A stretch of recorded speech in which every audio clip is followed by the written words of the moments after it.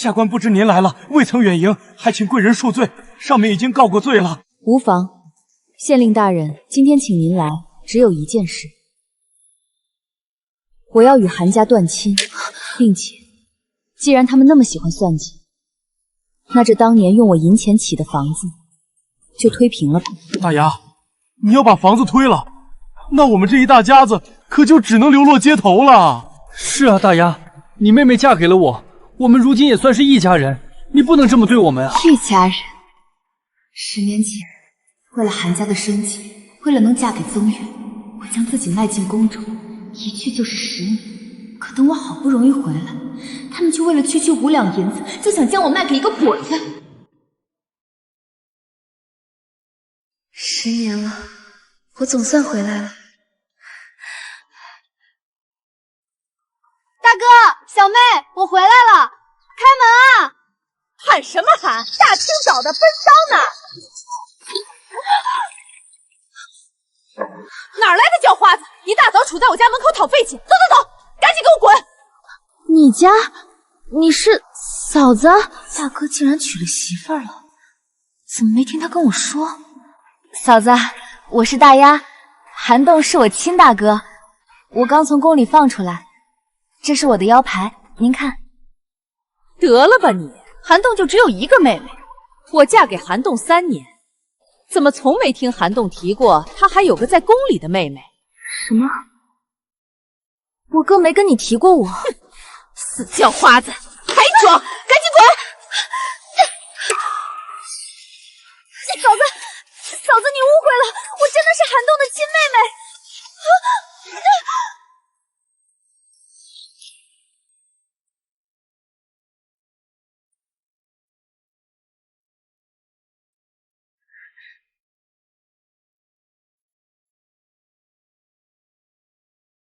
太后，这凤钗乃皇后规制，奴婢怎能越矩？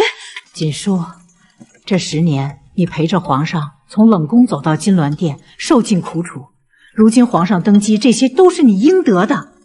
不光这些，你还想要什么？说出来，哀家都依你。太后，奴婢入宫10年，从未归家，想求个恩典，出宫还乡。什么？你要出宫？锦书，人心易变啊。唉，罢了，我让翠萍一路暗中保护你，若遇不顺就回来。这皇宫永远有你的立足之地。不会的，大哥和曾月一定还在等我回去。难道真让太后娘娘说中了？哥，我这几天害喜，就想吃口酸的嘛。好，好，好，你想吃什么，哥都给你买。大丫，大哥，小妹，大丫，你咋回来了？她还真是你亲妹子，我刚刚还以为是骗子呢，怎么也没听你提起过。大哥，我前些日子差人给你递了信，说我今日归家的，你没有跟大嫂说吗？是我记错日子了。好了好了，快进去说吧。兴许是有什么误会，先进去再说吧。我离家10年，想不到如今小妹都嫁人了，嫁给哪户人家了？肚子里的孩子几个月了？快3个月了，刚坐稳胎。娘子，你想吃的山楂糕，我可算是买到了。曾月，大丫，大丫，你什么时候回来的？曾月，你和小妹，哎，妹夫，你认识大丫啊？妹夫，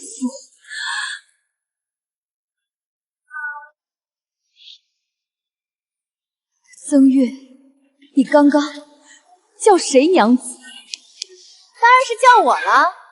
韩大丫，曾月现在是我的项目，我警告你，可别再动什么歪心思。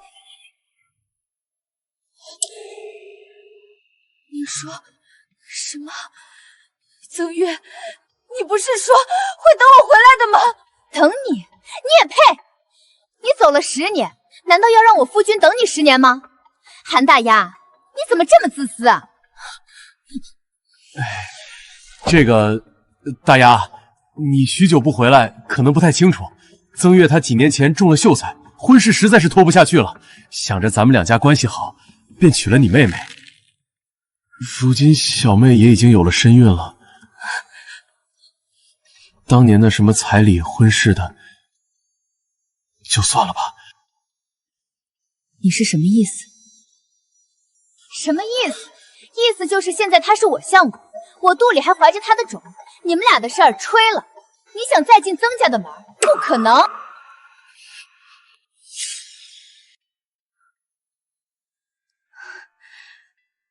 我知道了。等等，这到底怎么回事？哎呀，你别乱问，这事跟你没关系。什么叫我别乱问？你们家的事儿我还不能问了啊？咋的？就我是外人是吧？嫂子，没什么，只不过是一桩10年前的旧事。大丫，这件事是我对不起你，但是现在贵珠才是我们曾家的媳妇儿，那块传家玉环，你还是还给我吧。是啊，大丫，你妹妹她现在也怀孕了，那东西一直放你那儿也不合适。是我走得太久了，也不怪她等不下去。如今，我只求一家和和美美的在一起就好。好。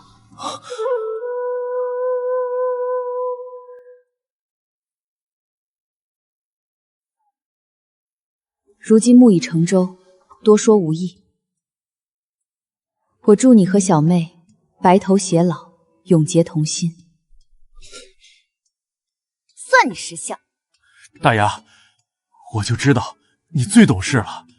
这些年是我们对不起你。哥，他进宫是他自愿去的，又不是我们逼他的，有什么好对不起的？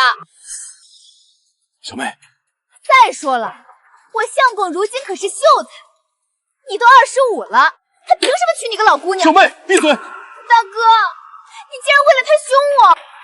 相公，你说话呀！大哥不疼我，难道你也不疼我不疼肚子里的孩子了吗？贵珠，哎呦，我的肚子！小心肚子！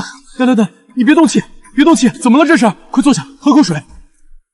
果然，大哥还是这么宠爱小妹，宠爱到在他心中甚至没有我的位置。大丫，最近家里收成不好，这嫁妆家里实在出不起啊，你就再等几年吧。好，我再等等，再等等。韩大丫，你怎么还没去做饭？我都饿死了！小妹，外头冷，哥哥给你买了一身衣裳，你快试试。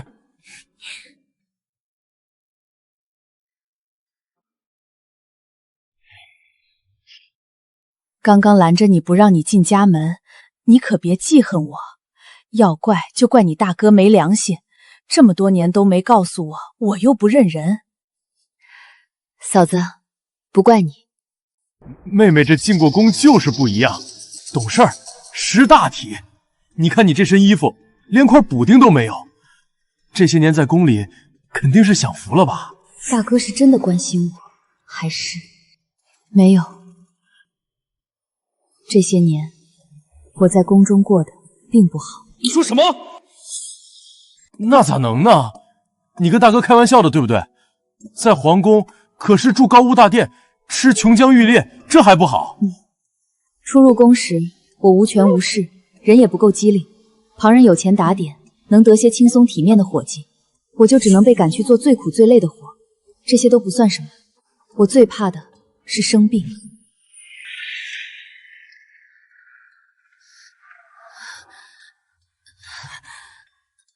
你快病死了，快将荷包给我，我去替你抓点药。不行，我的银子不能乱用。你怕什么？我怕，万一银子送的迟了，大哥会忘了他在宫里还有个妹妹，我怕曾阳大哥会为难。你装什么可怜啊？要真是病死了，你现在还能坐在这儿？是啊，再难的日子也都过去了。不过后来，我服侍的淑妃娘娘被发落到冷宫，临走前将三皇子托付给了我。你性子稳重，我将三皇子托付给你，求你好好照顾他，别让他灰心，也别丧志。三皇子放心，我一定会好好把你养大的。没有母妃庇后的皇子，日子都不好过。我带着三皇子种地除草，缝衣抄书，日子艰难。不过好在后来三皇子登基，淑妃娘娘也成了如今的太后。糊涂！那么多宫女，偏你去趟这趟浑水，敢跟着被皇上不喜的嫔妃与皇子，怪不得后头你寄回家的银子变少，后来干脆没有了。是啊，那时日子艰难，所以我不怪你们不等我，只是接下来要仰仗大哥和小妹了。这你也知道，我如今娶了妻，贵珠也嫁人了，这家里用钱的地方还多着。原来这么多年，大哥和小妹的心中只有我寄回来的银子，根本没有我的位置。不就是多张嘴的事儿，回家也挺好的。先吃饭，先吃饭吧。大丫，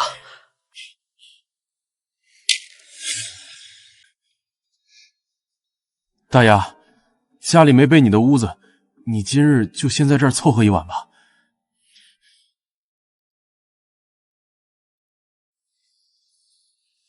多可笑！原来我心心念念了10年的家，竟然连一张属于我的床都没有。入宫这么多年，便是老鼠睡过的地方我也能睡，如今回了家，倒是矫情起来了。罢了，此遭回来也算认清你，以后便断了来往吧。明日我也该回宫了。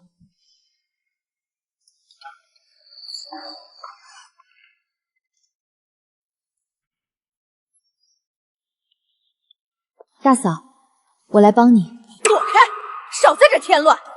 我告诉你，吃完了赶紧走，省得我天天伺候你。大嫂，这是怎么了？昨天明明还好好的。锦书，你别听你嫂子胡说，快坐下吃饭。谁胡说了？有些人啊，也别不拿自己当外人，总在大哥家待着算什么事儿啊？白吃白喝的惹人烦。我要是他呀，早收拾包袱走人了。闭嘴！吃饭还堵不上你的嘴。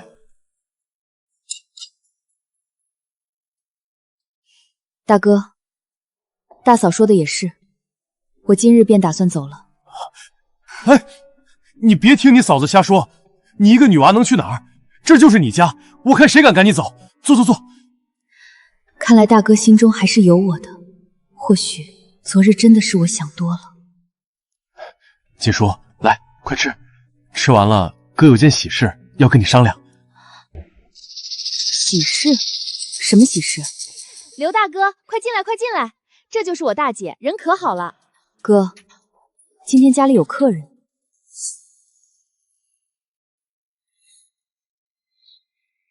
姐姐，你这些年过得苦，身边缺个知冷知热的人。如今既然回了家，那就赶紧嫁了吧。这刘大哥虽然腿脚有点不方便，但人老实，家里还有2亩地呢。你说什么？你要让我嫁给这个瘸子？嘿嘿，这就是我媳妇儿，果然细皮嫩肉的，这钱花的值。小娘子，你哥把你许配给我了，你就跟我走吧。滚开！我不嫁，你不嫁，难不成想留在家里吃干饭？大哥，你倒是说句话呀！大丫，你就嫁了吧，家里如今确实困难，人家说了，只要你愿意嫁，彩礼能给5两银子呢。5两银子？所以你就为了这5两银子把我卖了？大丫，你怎么能这么说呢？你好歹是个女娃，一直待在家里像什么样子？哥这也是为了你好。你放心，刘瘸子虽说有些跛脚，但家境还算不错，你嫁过去肯定有好日子过的。老娘滚开！韩栋，你真是又窝囊又坏。还有你，韩贵君，你心眼真是坏透了。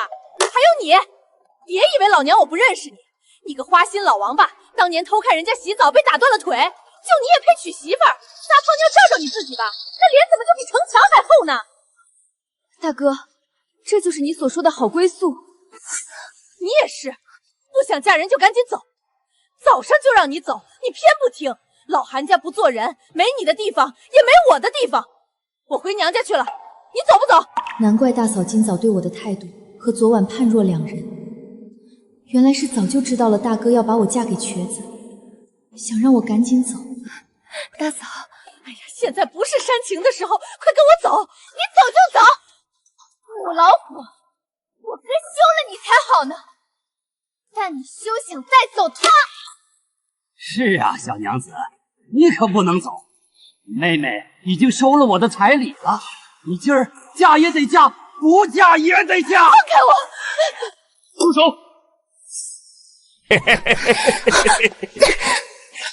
鬼畜，你过分了！相公，我这也是为了姐姐好呀。她一个老女人不成婚，难道要天天赖在家里吗？大丫，你若是不想嫁他，那就还是嫁给我。虽然我如今有了贵珠，不能给你妻子的名分，但是做个妾室还是可以的。你说什么？曾月，我以为你会念在旧情替我解围，却不曾想是想趁着这件事享齐人之福。大丫，你可不要不识好歹，我如今可是秀才，我愿收你做妾，总比嫁给刘瘸子的好。嫁什么嫁？我不同意！我就知道，韩大丫，你这贱人在宫里伺候男人伺候惯了，回来就不知廉耻的勾引我相公。我告诉你，就算是做妾，你也不配。韩贵珠，你想多了，我不嫁刘瘸子，也绝不会嫁给曾月做妾。既然你们如此不顾血脉亲情，那从今以后，我们一刀两断。这乌烟瘴气的家，不待也罢。你装什么清高？我可是收了人家彩礼了，赶紧跟刘大哥走！放开！刘瘸子，你还愣着干什么？还不赶紧上来把你媳妇儿领走！你敢？你知道我是谁吗？你怕什么？我相公可是秀才，有秀才公做保，这婚事官府都得认。是，我做保。曾月，这么多年，是我看错你了。赶紧跟我回去吧，媳妇儿啊！滚开！刘瘸子，你这个畜生，快放开他！韩栋，你这个窝囊废，大丫可是你亲妹子，你就这么坑她？你别闹了，我这也是为她好。我呸！你给他找个瘸了腿的瓜夫，这叫为他好？说到底还不是为了那几两银子的彩礼？韩栋，你真让我瞧不起！废什么话！赶紧跟老子走，老子带你回去入洞房。大哥，你这样眼睁睁看着我掉火坑吗？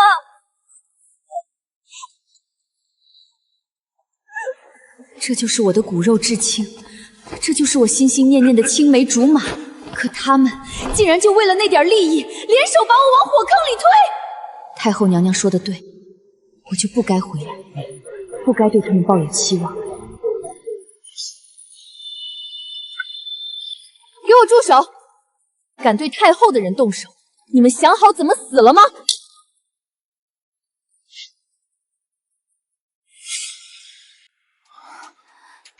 什么？他是太后的人！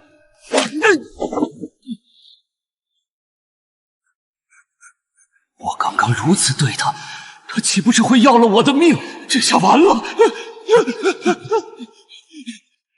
将他给我拿下！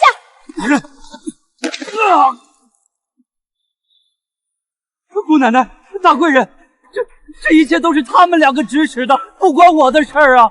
你放过我吧，我不是故意的呀！我知道，我非但不怪你，还要送你个活计。年纪是有点大了，不过不耽误，送进宫里当太监吧。什么？当太监？带下去。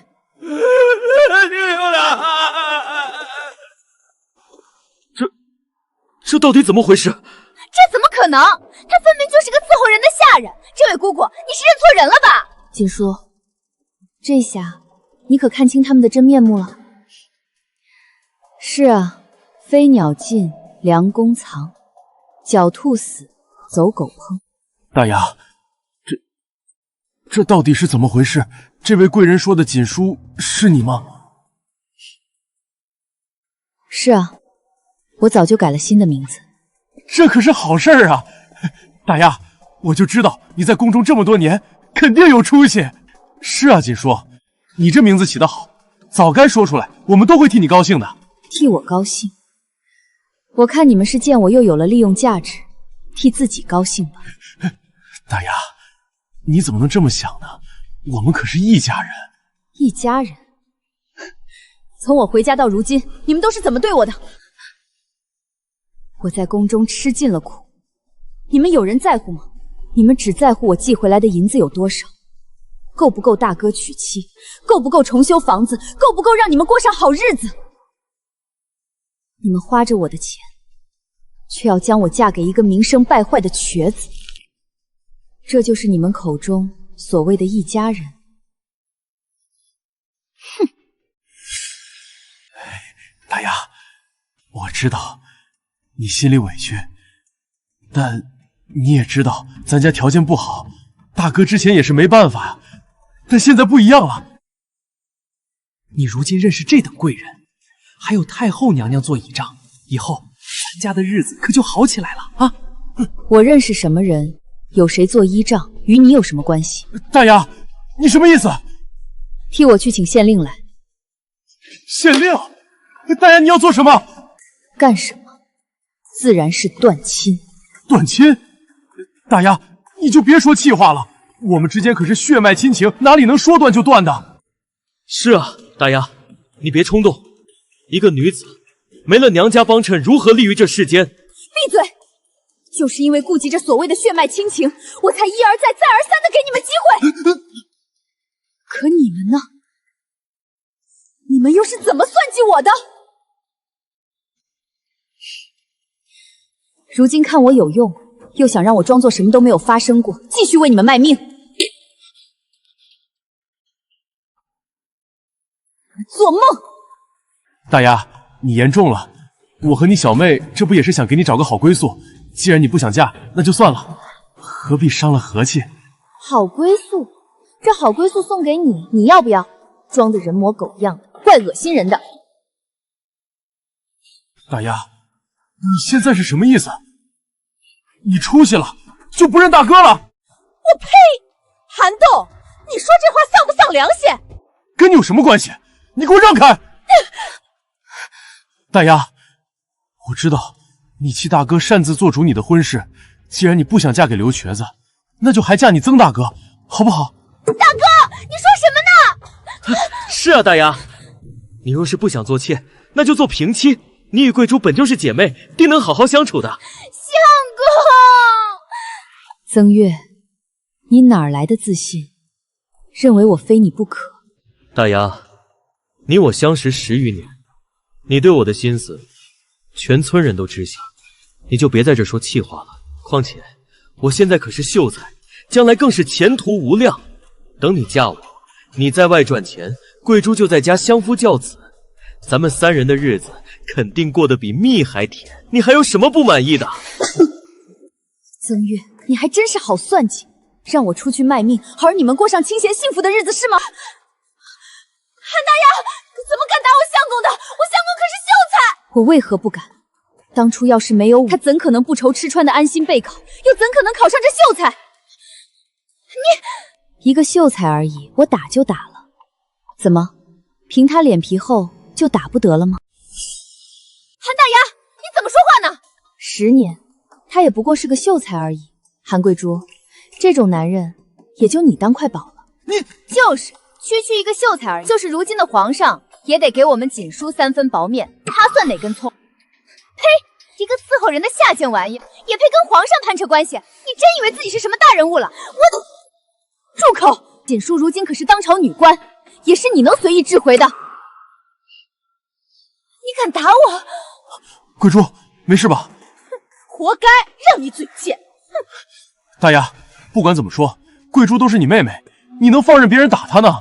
只打她1巴掌算是轻的了。对女官出言不逊，按当朝律法，当杖责30。大丫，你就别说气话了，要是让别人知道你对你亲妹妹动刑，该怎么想？快给你妹妹道歉，看在一家人的份上，这事就算过去了。就是，我还怀着孕呢。韩大丫，你今日必须给我道歉，否则就别怪我对你不客气了。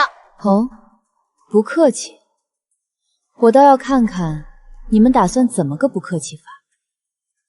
你住手！还有贵人！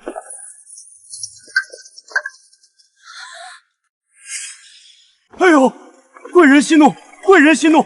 下官来迟，让这几个刁民惊扰了您，实在罪该万死。这位可是上头下了懿旨，要求务必好生交代的。这些刁民怎能惹到这样的大人物了？快，把这几个刁民给我拿下！这大丫，都是一家人，你这是做什么？是啊，大丫，我们怎么说也是你的亲戚啊！我命令你，快让他们放开我！住口！来人，将这个不知死活的东西嘴堵上！相公，县太爷，我相公可是秀才，将来可是有机会面见圣上的，你不能这么对他。你给我住口！这可是皇上太后身边的大红人，区区一个秀才算什么东西，也敢在这位面前撒野？贵人，下官不知您来了，未曾远迎，还请贵人恕罪。上面已经告过罪了。无妨，县令大人，今天请您来只有一件事，我要与韩家断亲，并且既然他们那么喜欢算计，那这当年用我银钱起的房子就推平了吧。县太爷，你可不能被他骗了，他不过就是入宫当了几年下人，不是的还是最不得宠的皇子，你怎就成贵人了？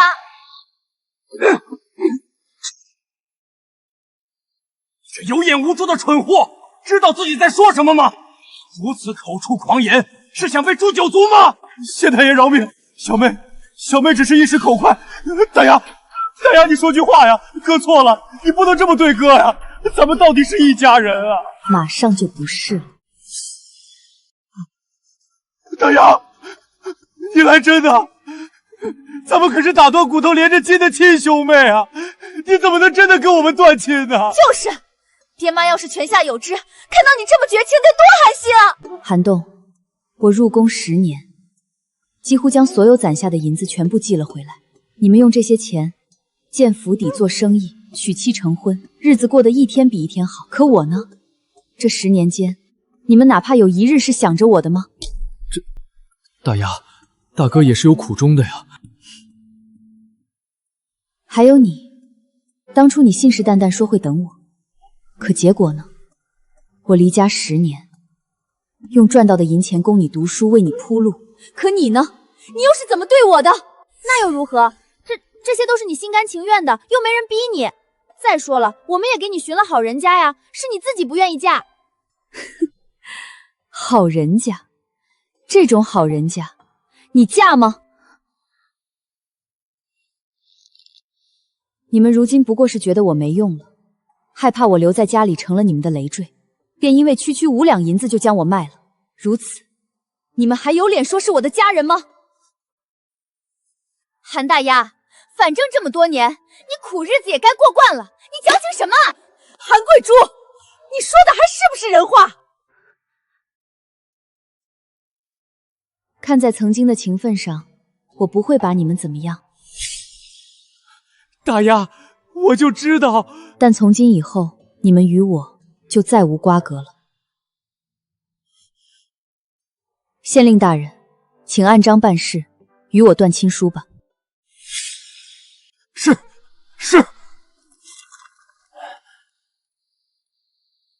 多谢。应该的。大丫，你不能这样，你当真不认大哥了吗？我呸！该。大嫂，你愿不愿意和我走？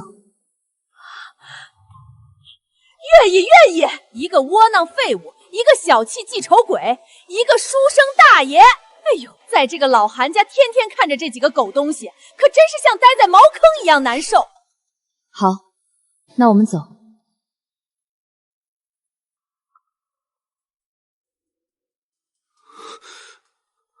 这房子记得推平，一砖一瓦都不准给他们留。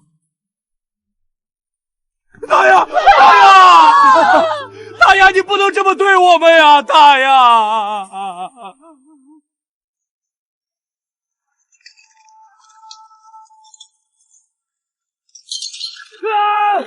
住手！都给我住手！大人，这房子是我们一家安身立命的本钱，不能拆啊！求您开恩呐！是啊，这可是我们的宅邸呀，将这拆了，我们就没处去了。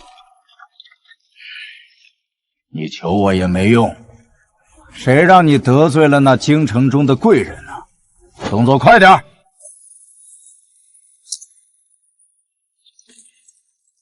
完了，这下全完了。大嫂，我已差人去讨要和离书了。从今往后，你与韩家便再无瓜葛。多谢你啊，妹子，你可真是个大人物。是我多谢你。说来好笑，血脉至亲对我算计鄙夷，大嫂你和我毫无关系，却想着帮我。是他们太不是个东西了，失去你这个妹子，是他们没福气。就是你吃了这么多苦，竟养了这么些狼心狗肺的东西，我都替你不值。是啊，曾经是我多顾虑血脉亲情，竟被蒙了眼。从今以后，我与他们再无瓜葛。大嫂，我和翠萍今日便得回宫了，不若你同我们回京城吧。京城？我也能上京城呢。我和翠云在京城租了间铺子，打算做个小酒楼营生，不如就交由你替我们打理吧。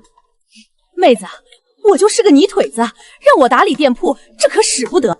大嫂，你肯定可以的，相信自己。是啊，嫂子，你就别推辞了。往后你在京城有了自己的营生，腰杆子也能挺得直直的，再也不用看别人脸色过日子了。可是，大嫂，我相信你。行，那我试试。都怪韩大丫那个扫把星，要不是因为他，我们怎么会落到如今这步田地？是啊，房子没了，银子也没了，现在连口热乎饭都快吃不上了。行了，你们少说两句吧，现在说这些还有什么用？当初要不是你非要把她嫁给那刘瘸子，她也不至于这么绝情，连间屋子都不给我们留。大哥，你现在怪上我了。当初不是你一听到刘瘸子愿意给5两银子的彩礼，立马就同意了吗？那谁知道大丫现在那么有本事？行了，当初是你们自己要把事情做绝的，现在怪得了谁？你们也别被他骗了，我看他就是仗着自己在宫中生活了几年，出来就敢端贵人的架子。那县太爷也是没见过世面，竟被他这假把式给糊弄了去。好了，现在说这些还有什么用？木已成舟，还是想想接下来该怎么办吧。曾月，好消息，好消息，好消息啊！王老三，你吵什么？前几日献学的文书下来了，文书上说，今年新科秀才可以进京面圣，参加宫中举办的宴会，还有机会被选为翰林院侍诏。真的？进京？可我们现在身无分文，如何进京？这不是还有间屋子吗？咱将这屋子卖了，换几两碎银子也够了。不行，这可是我们老韩家祖传下来的地，你要是没选上那什么世超呢，以后咱们住哪儿？睡大街吗？哥，你糊涂啊！我相公可是秀才，肯定能选上的。可是……别可是了，大哥，韩大丫把我们欺负成这样，难道你就准备咽下这口气吗？只要我相公成了，还怕收拾不了一个韩大丫？是啊，大哥，等我被选上了，咱们就在京城买个大宅子，不比这破茅草屋强100倍。行，那就听你的。曾月，你可不能让大哥失望啊！放心吧，大哥，等我被选上，一定让你吃香的喝辣的。成，王老三，你替我写张告示，就挂10两银子。成。岂有此理！朕平日里都不舍得责骂锦书姑姑，他们怎么敢？朕定要治他们的罪！皇上息怒，奴婢已与他们断亲，往后再无瓜葛，还请皇上莫要为了锦书气坏了龙体。是啊，锦书能回来就好。锦书，这是你当初的5品金印，既然回来了，这金印便还是由你接着管。有这金印，从今往后，除了哀家和皇帝的话，你不必听命于任何人。多谢太后娘娘。启禀皇上、太后娘娘，这是本次殿试入选的翰林院侍诏名单。曾月，他竟还敢来！这种趋炎附势、忘恩负义的小人，也配进翰林院？皇帝，你可不能犯糊涂啊！母后说的是，来人，传朕旨意，剥夺此人的秀才之名，永不许再参加科考。皇上，奴婢斗胆，恳请皇上收回成命。锦书，难不成你心里还割舍不下他？回太后娘娘，奴婢不是这个意思。曾月此人虽凉薄寡义，但他当年的秀才功名终究是他自己寒窗苦读考出来的。若皇上此刻因私废公，恐会落人口舌。锦书姑姑，那按照你的意思，又当如何？依奴婢看，就让他们照常入宫参加殿试。若他们知好歹，不再纠缠，那便罢了；若他们还是不知悔改，那就让他们彻底跌进泥里，再也爬不起来。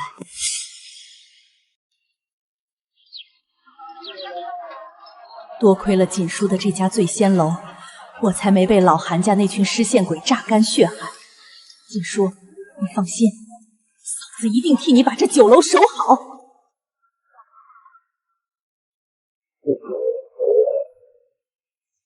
大哥，相公，我好饿啊！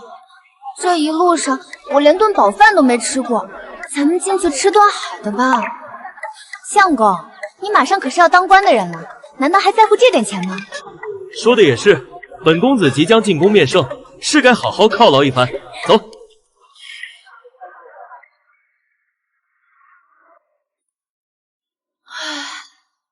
这京城的酒楼跟咱们乡下的就是不一样。那还用说？等本公子高中之后，天天带你们来吃。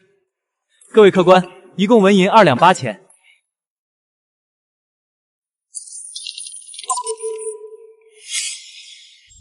几位，这是什么意思？想吃霸王餐？你胡说什么？大哥，慧珠，快翻翻，你们身上还有吗？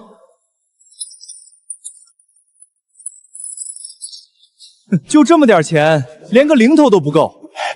这位大哥，我妹夫此次进京是来当官的，您看能不能宽限几天？我们过几天肯定给你。少来这套！咱们这儿天天都有说这话的人，这京城哪有这么多官给你们当？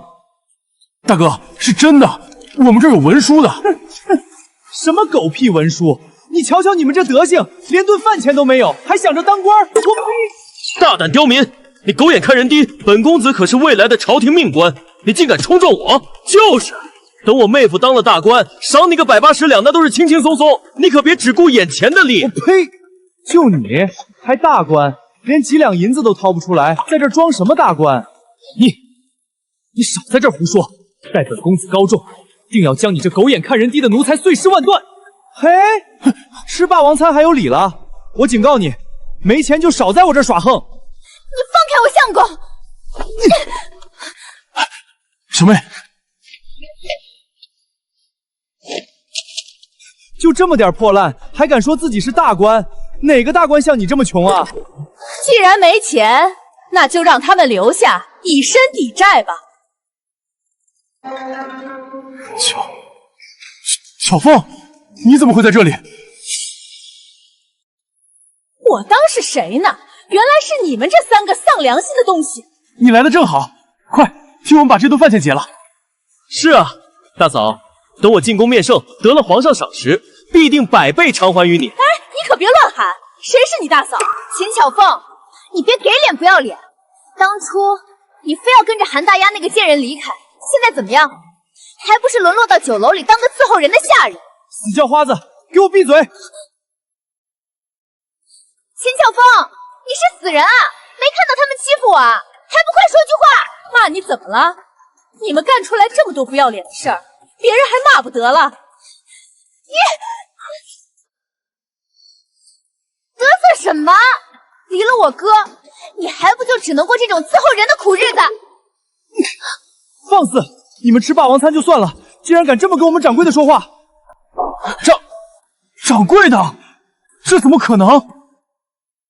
他一个什么都不懂的村妇，怎么可能是你们这家酒楼的掌柜？是，让你失望了。我秦巧花如今就是这座酒楼的掌柜。哎呀，误会，这都是误会。巧凤啊，真没想到你居然这么有本事，在京城开了这么大一间酒楼啊！是啊，大嫂，你怎么不早说？咱们可是一家人啊！少在这沾亲带故，谁跟你们是一家人？巧凤，你就别说气话了。咱们成婚这么多年，哪是说断就能断的？就是，大嫂，先前是我不对，你就别跟我这个小辈计较了呗。听到了吗？你们掌柜的可是我大嫂，刚才那点菜钱算个屁，不仅不用给，你再给我们把店里最好的女儿红、酱肘子、烧鸡都包起来，我们要打包带走。这才多久不见，你们的脸皮是又厚了。大嫂，你瞧瞧你这是说的什么话？你的不就是我们的吗？就是大嫂，你现在这么有出息了，以后可得好好帮衬帮衬我们。我相公马上就要飞黄腾达了，到时候你这家店还得靠我们罩着呢。你们罩着我，哈哈哈，真是好笑。有什么好笑的？我相公不是就要面圣了，你若识相，就该好吃好喝的伺候着我们，否则等我相公发达，第一个封了你这个小破店。哪来的疯女人，敢在我店里撒泼，找死！你竟敢打我！我打的就是你们这群狼心狗肺的白眼狼！各位，你们有所不知啊，这家掌柜的可是我大哥当初八抬大轿娶进门的嫂子，现在他有本事了，就不认我们了。掌柜的，这就是你的不对了吧？怎么能有钱了就不认自己相公了呢？就是，当初人家娶你也花了不少钱的吧？八抬大轿，韩栋，你不解释解释？解释什么？巧凤，你本就是我媳妇儿，贵珠说的也没错啊。一床破被子就把我骗进你们家当媳妇儿了，你好意思说八抬大轿？况且韩栋，你是失忆了还是脑子被门夹了？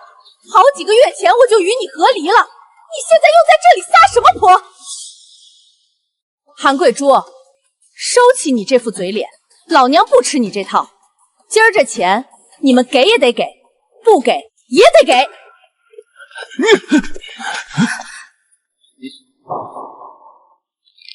秦巧凤，你最好做人留一线，否则等我相公飞黄腾达了，我第一个就要你好看。飞黄腾达，就凭他？这么多年，要不是锦书心善接济你们这群废物，你们连活着都费劲儿，还做什么飞黄腾达的美梦？给我按住他们！放开我，秦巧凤！你想干什么？巧凤啊，我们身上当真1分钱也没有了，你就算为难我们，这饭钱我们也出不起。行啊，既然没钱，就将他们扒光了给我扔出去，让大伙儿也看看在我们醉仙居吃霸王餐的下场。不行，秦巧凤，我可是秀才，你敢这么对我，我绝饶不了你！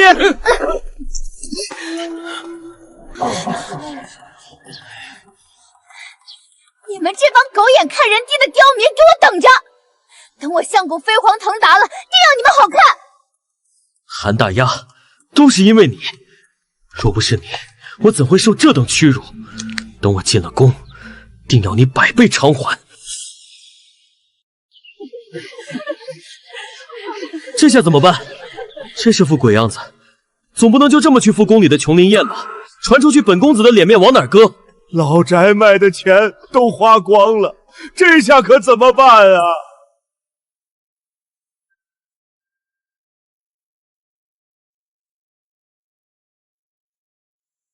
相公，这10两可是我压箱底的提子钱，也是咱们最后的退路了。相公，这可是咱们最后的希望了，你可一定要入了皇上的眼。贵珠，你放心，我跟你保证，这次入宫，我肯定会获得皇上青眼。今日他们怎么羞辱我们，来日我一定会让他们100倍奉还。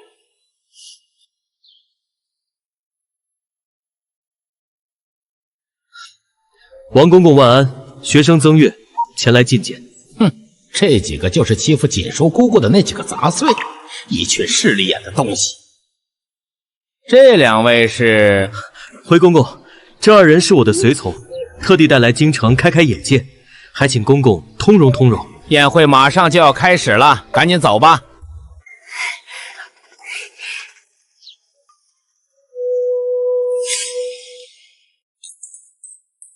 朕此次举办宴会，就是为了广招天下贤才，诸位爱卿皆可畅所欲言，不必多礼。皇上，微臣以为您太过仁善，治国当以严峻刑法为基，方能震慑宵少。哦，你是曾月，正是微臣。先前提交的册审看上去花团锦簇，却是狗屁不通。如今开口便是严刑阅法，毫无鞭泯人数之心。这种废材是怎么考上秀才？退下吧。朕今日还有要事，诸位爱卿就在此尽兴。恭送皇上。皇上居然记得我的名字，定是之前我提交的策论让皇帝另眼相看了。看来这世招之位，定然是本公子的了。真的，相公，那我们岂不是要发达了？那是自然，等着吧，我们的好日子马上就要来了。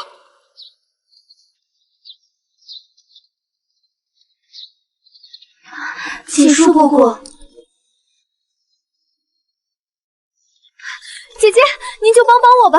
这名册若是核对晚了，嬷嬷定要责罚我的。可我这乾清宫那边的茶水也不能耽误啊。锦书姑姑，去帮他吧。乾清宫的茶水我去送。可是姑姑，这无妨，正好我也想去看看热闹。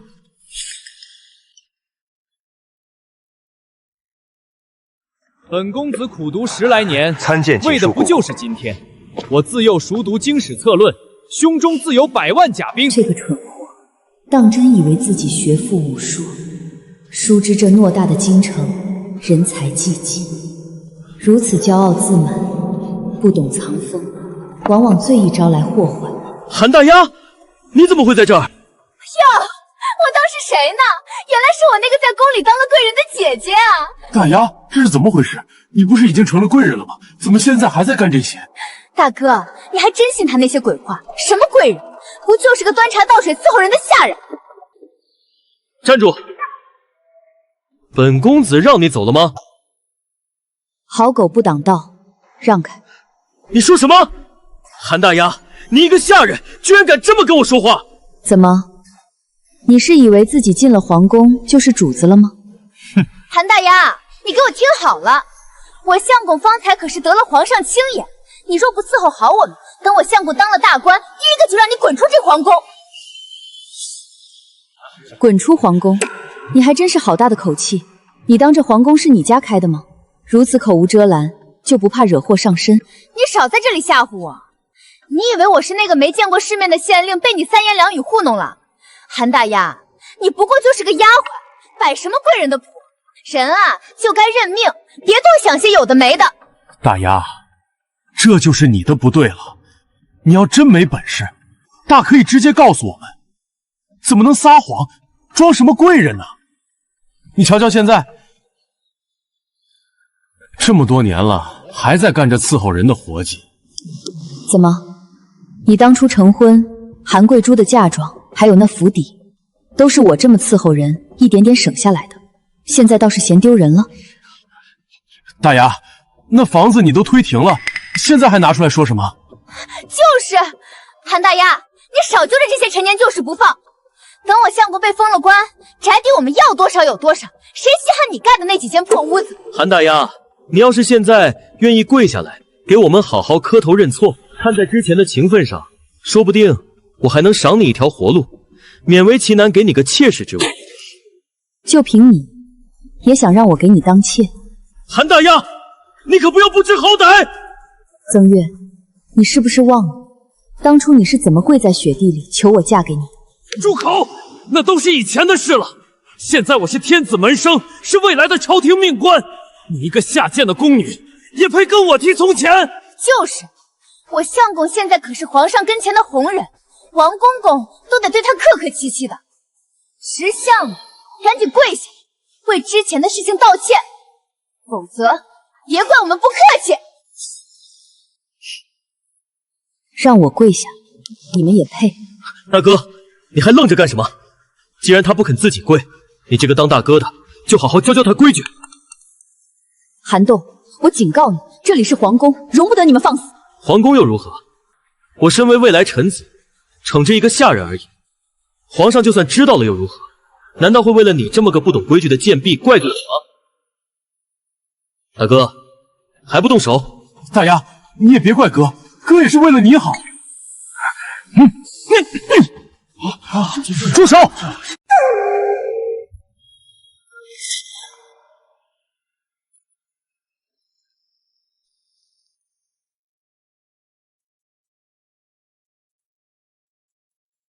姑娘，没事吧？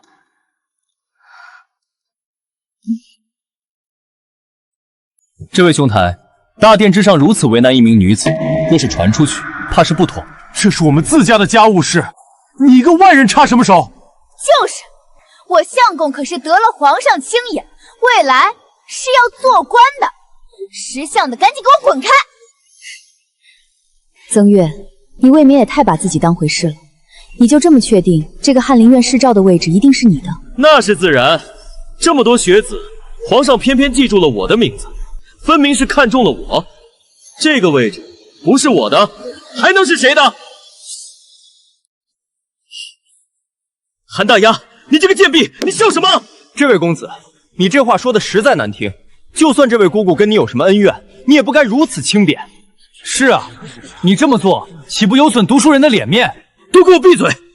你们难道要为了一个宫女得罪未来的侍诏吗？宫女又如何？这宫里的姑姑们，哪个不是经过层层选拔留下来的？你这般口出狂言，不仅是对她的轻慢，更是对朝廷的不敬。韩大丫，我说你一个下人，怎敢在宫中如此放肆，还敢当众羞辱未来的朝廷令官？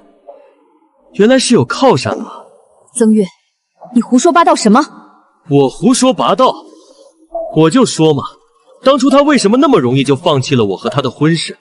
我看是你们两个早就勾搭在一起了吧？相公，韩大丫，你居然敢在这大殿上对我相公动手！明明是你先背信弃义，和韩贵珠厮混在一起，现在反倒是来的倒打一耙了。那又怎么样？韩大丫，若是你与他真无关系，他怎可能如此维护你？这前朝之人与后宫丫鬟厮混在一起，传出去可是要治罪的。是啊。哎呦，就是说啊，我说这韩大丫当初怎么跟我们断亲断得如此利索？原来是攀上高枝了呀！大丫，你怎么能做出如此有辱门风的事情？曾月，我与这位姑娘不过萍水相逢，你怎能如此胡言乱语，坏人清誉？林墨，你敢做就得敢认，现在不承认算什么好汉？就是。再说了，她一个20多岁的老姑娘，哪还有什么清誉？我果然不该给你们机会，你们三个真是令人恶心。韩大丫，你什么意思？曾月，你可知道构陷同僚、污蔑良家女子，按律当杖责80。你想干什么？我想干什么？来人！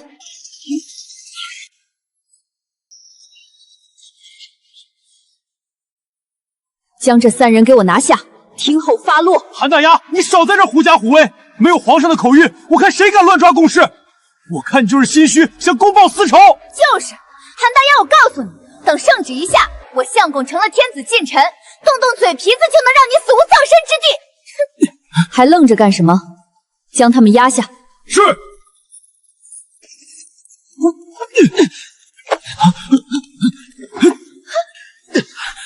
你们疯了！居然听信一个宫女的话，对未来的侍诏动手！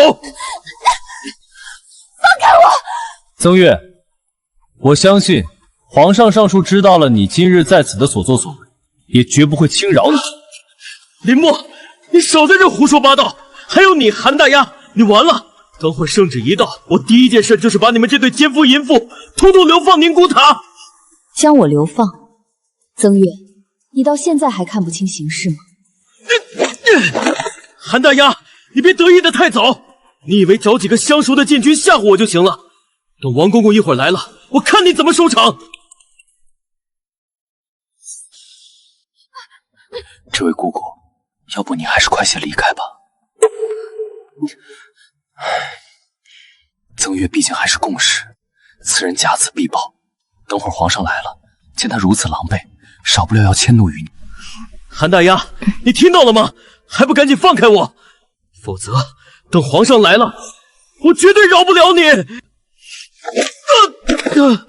皇宫之内，轮得到你在这叫嚣？你敢踢我！韩大丫，你疯了！韩大丫，我警告你，你别太过分了。姑姑，不能再打了，殴打未来朝廷命官，可是要定罪的。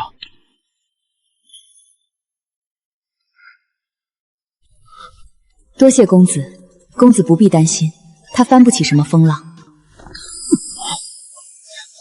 再说，就他，未来的朝廷命官，他也配？放开我！你们这群狗奴才！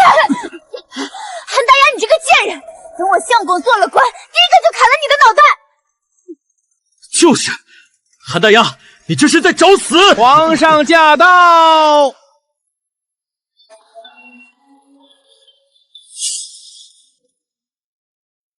参见皇上。韩大丫，皇上来了，你完蛋了！这是怎么回事？皇上，您来的正好。这个贱婢竟敢在御前对微臣不敬，还当众殴打微臣，您可一定要为微臣做主啊！是啊，皇上，不止如此，他还与这个叫凌墨的暗通番曲，简直不知廉耻！皇上明鉴，分明是这位兄台太过分，竟在殿内公然为难一名女子。林某只是见这位姑姑受人欺凌，一时仗义出手相助，绝无半点逾越之举。还在狡辩！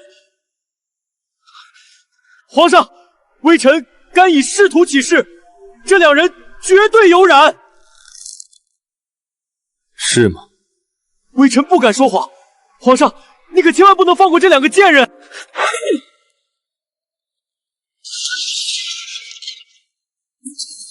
相公，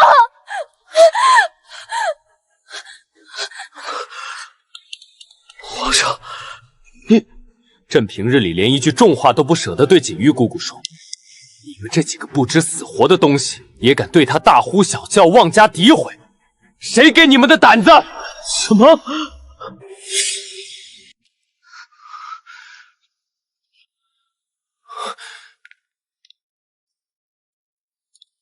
锦书姑姑，你没事吧？多谢皇上。皇上，韩大丫，这到底是怎么回事？这不可能，他就是个乡野村姑。皇上，这其中是不是有什么误会？是啊，他当初说，他进宫之后服侍的是最不得宠的三皇子和淑妃，怎么可能混出名堂？放肆！大胆刁民，竟敢在此妄言！我没有，我说的都是真的。皇上，这肯定是搞错了，她就是个伺候人的宫女啊！朕住口！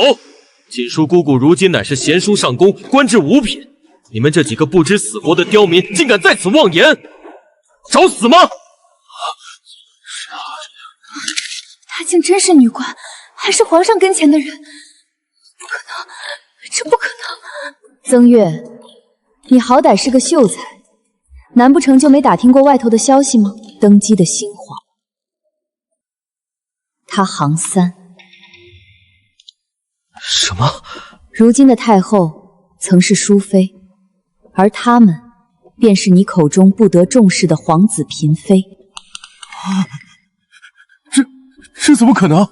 那我陪了皇上10年，从冷宫一步步走到如今的皇位上，难道还配不上这五品官位吗？所以，这一切都是你故意的。故意？你明明身居高位，却仍旧隐瞒自己的身份。韩大丫，你就是故意的！我从未故意隐瞒过，是你们先入为主，从一开始就认定了我就是个一辈子只能伺候别人的下人。大丫，不是，我们从来没这么想过啊！直到我离开家，我仍旧给了你们最后一次机会。只要你们不纠缠，从今往后好好过你们的日子，我也不会对你们赶尽杀绝。可你们偏偏不满足，还在做什么飞黄腾达的美梦，更是在大殿上对我言辞侮辱。如今这一切都是你们自找的。这怎么可能？大丫，我真的知道错了。其实这些年我心里一直都有你，我娶贵珠真的也是被逼无奈啊！看在过去的情分上，你能不能再给我一次机会？机会？曾月，你还有脸跟我讨机会？是啊，哪怕是让我做个抄书的，只要能留在京城，离你近一点，我也心甘情愿啊！大丫，不，锦书，你知道的，我从没放下过你。以前只是爱着贵珠在，可如今我愿意休妻再娶。曾月，你说什么？锦书，你相信我，往后我肯定会对你好的。你当初不是还想要我的传家玉环吗？那玉环现在在贵珠那儿，你等着，我这就帮你要回来。曾月，你这个负心汉，你怎么能这么对我？我杀了来你！人，将这个薄情寡义的负心汉压下去，赶出皇宫，永不得再参加科考。还愣着干什么？带下去！放开我！不可能！我是未来的世昭，我是世昭！你们不能这么对我！放开我！锦书姑姑，这二人是你的家人，如何处置，朕交给你了。多谢皇上。完了，这下完了！先前我们那么对锦书，他一定不会放过我们的。我不想死啊！我的好姐姐，我不是故意针对你的，是我猪油蒙了心，是我鬼迷心窍了，我知道错了，求求你放过我吧！韩贵珠，你这声姐姐叫的倒是亲热。这些都是我的错，我不该抢了你的婚事，也不该做那些错事。你只要放过我，我以后一定为你当牛做马。你这辈子统共就叫过我2次姐姐，一次是方才，还有一次就是要将我嫁给刘瘸子的时候。我就是怕你抢了我的相公，我就是嫉妒他还念着你。姐姐，我真的知错了，你就饶了我吧。知错？当初我刚回去，你挺着肚子在我面前耀武扬威，说我这辈子都进不了曾家的门市，可曾想过会有今天？姐姐，你是做大事的人，大人不计小人过，你就饶了我们吧。反正那曾月也不是什么好东西，我这也算是为你挡了灾啊。是啊，大丫，咱们毕竟是一家人，大断骨头还连着筋呢，你总不至于真的要我们去死吧？一家人，现在说这话，不觉得晚了些吗？你不能对我动手，我还怀着孕，我还有孩子呢。韩贵珠，其实你说的没错，我就是在宫里伺候人的，所以我在宫里见得多了，那些折磨人的法子其实有很多，有些甚至不留痕迹，不见鲜血就能让人痛不欲生。你要干什么？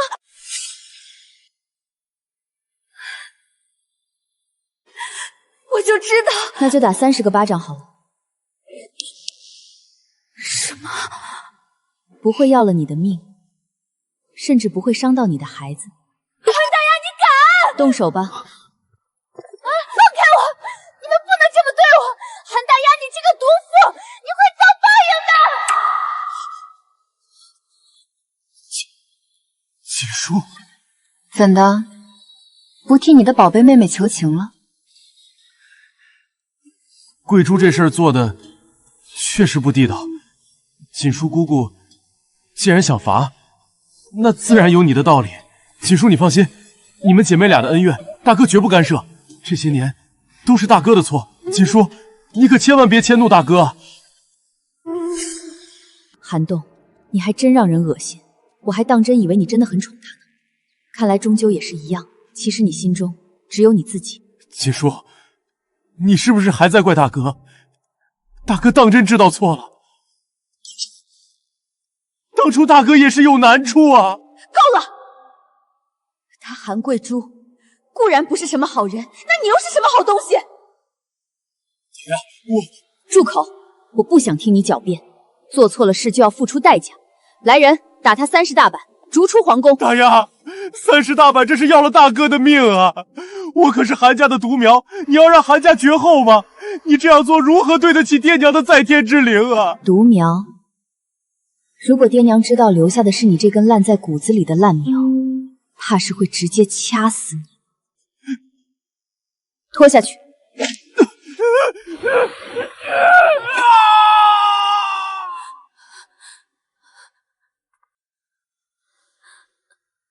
韩贵珠，记住了，这30个巴掌只是利息，你欠我的，这辈子都还不清。终于，这一切都结束了。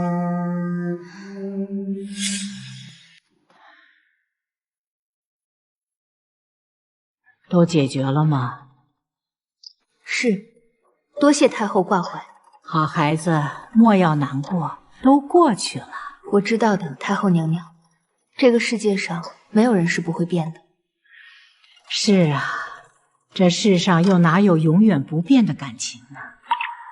当年先皇忌惮淑妃家中势大，功高盖主，随意寻了由头，处死淑妃娘娘家中30多口人，又将淑妃娘娘打入冷宫3年。后来再见时，淑妃娘娘说她死心你，这一次她几乎全心全意地依傍在先皇身边。可先皇不知道，菟丝花也有要人命的手段。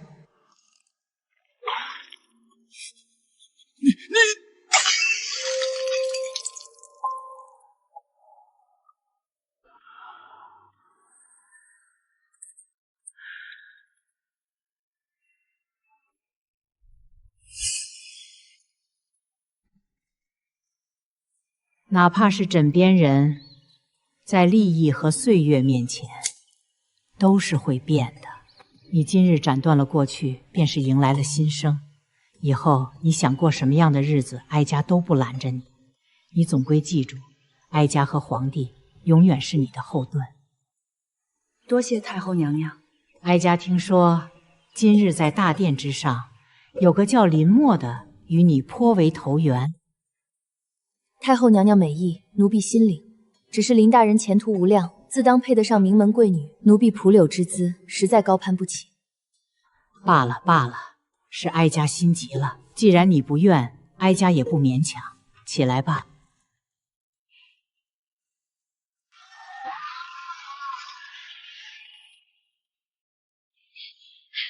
哎呦，妹子，你可算来了！听说昨日你在宫里大发神威，把韩家那3个不知死活的东西狠狠收拾了一顿。哎呦，这可真是痛快！我早就看他们不顺眼了。这一切都是他们自作自受罢了。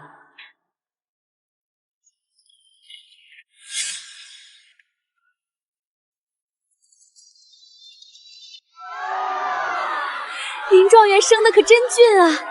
听说林大人不仅才貌双全，还被封了世照呢，真是咱们京城的如意郎君。瞧瞧咱们这位新科状元郎多风光啊！怎么，你就不动心？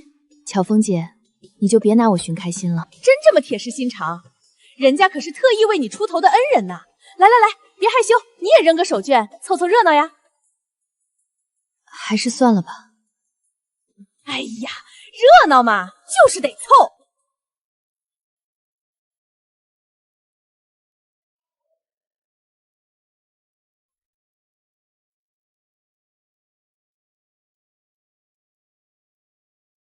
哟哟哟，他冲你笑了呢。巧凤姐，别看了，快进去吧。行行行，瞧你害羞的。掌柜的，锦书姑姑，韩家那3人又来了，就在楼下大堂里闹呢，说是要见您。这几个泼皮无赖，被拖出去打了一顿还不长记性，竟然还敢跑到我们醉仙楼来撒野。不见。可是他们说，若是见不到您，就跪在咱们楼外不走了。嘿，真是不要脸！这种人就跟牛皮糖似的，简直让人恶心。看老娘今天不好好给他们点教训！好了，巧凤姐，何苦为了几个不相干的人大动肝火？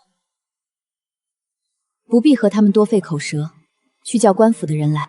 是。真是阴魂不散。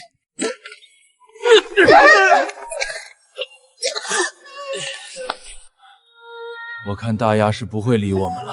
大哥，我们身无分文，连家都回不去，可怎么办啊？哟，这不是那个吹嘘自己才高八斗的曾公子吗？听说他们得罪了宫里的大人物，被打出来了，真是活该。算了，我去城外，城外的码头或者农庄，总有不需要卖身契的苦力活计。只要肯卖力气，总不至于饿死。韩大丫，这无人，休怪我不义了。乔凤姐，你快回去吧。行，你也快回宫去。今日的账目，我晚些差人给你送去。是你这个贱人，是你毁了我，让你血债血偿！去死吧！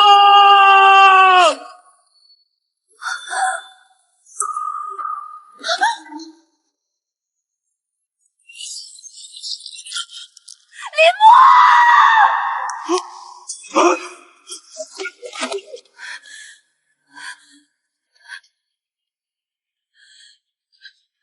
压下他，把他交给刑部。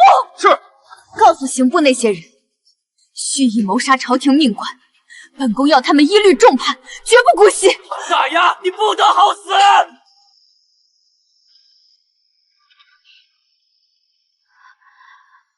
无关，姑姑不必担心。别说话，省点力气，我带你去找大夫，绝不会让你有事。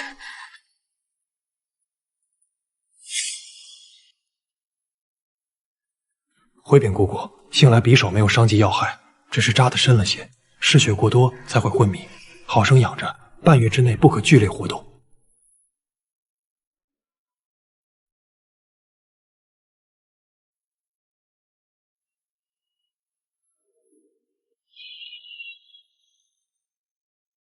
快看，这就是那位被陛下和太后娘娘亲自赐婚的锦书姑姑，真是好命啊！林大人为了救姑姑挨了一刀，如今抱得美人归，还封了高官，简直是神仙眷侣。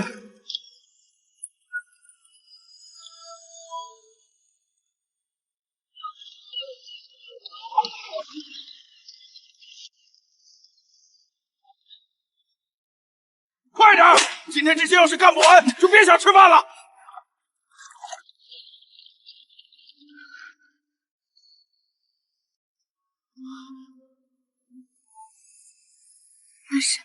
那是大丫的迎亲队伍吗？好风光啊！大丫，真的是大丫！两个丧门星，哭什么丧？还不赶紧起来干活！大丫，大哥知道错了。大丫，曾经我以为血脉是割不断的羁绊，后来我才明，真心相待才是这世间最珍贵的亲情。